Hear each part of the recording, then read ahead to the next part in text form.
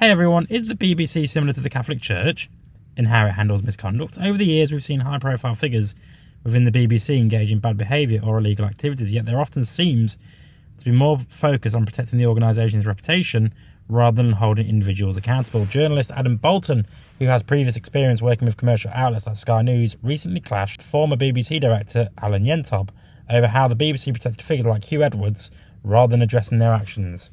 Here, have a listen. Wow. I just wonder if you know why the BBC didn't take seriously the initial complaint, and then once the Sun had exposed it, why the BBC didn't at that point speak to Huw Edwards, both of which... The BBC consulted the police about it and reported it, so it's not as if they ignored it. But this is about this is misconduct. The bar was not about criminality. This is the defence. The bar was about allegations of bad behaviour, and we as journalists have, in all sorts of walks of life, have exposed people for bad behaviour which falls well short of criminality. Adam, for you to talk about commercial organisations when the story of News Corporation in relation to hacking has been so extreme and they've been denied it. And has been fully reported on Sky News.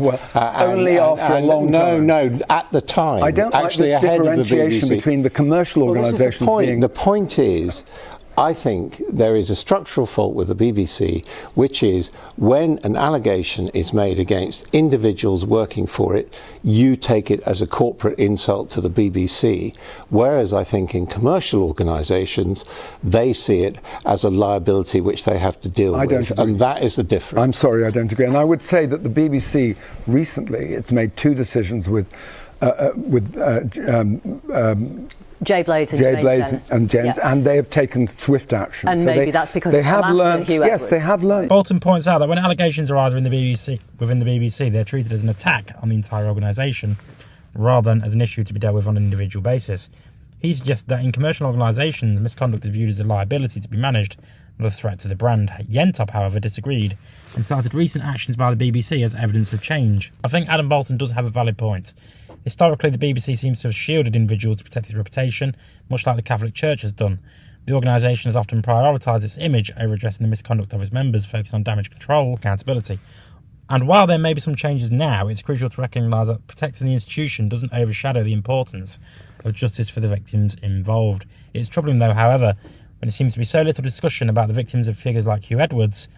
The focus has been on whether the BBC was aware and what actions it took, but we've yet to hear an apology or an acknowledgement of the harm done to those affected.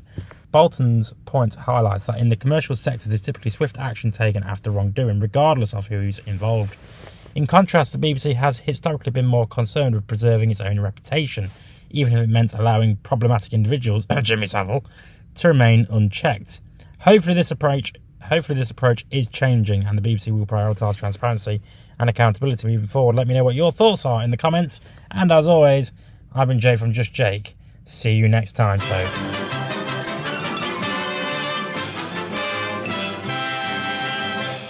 You actually made it to the end of the video. If you would like to subscribe to the channel, which, why haven't you already, is somewhere over there. And also, if you want to watch more videos, also check out over there. I've been Jake from Just Jake. See you later.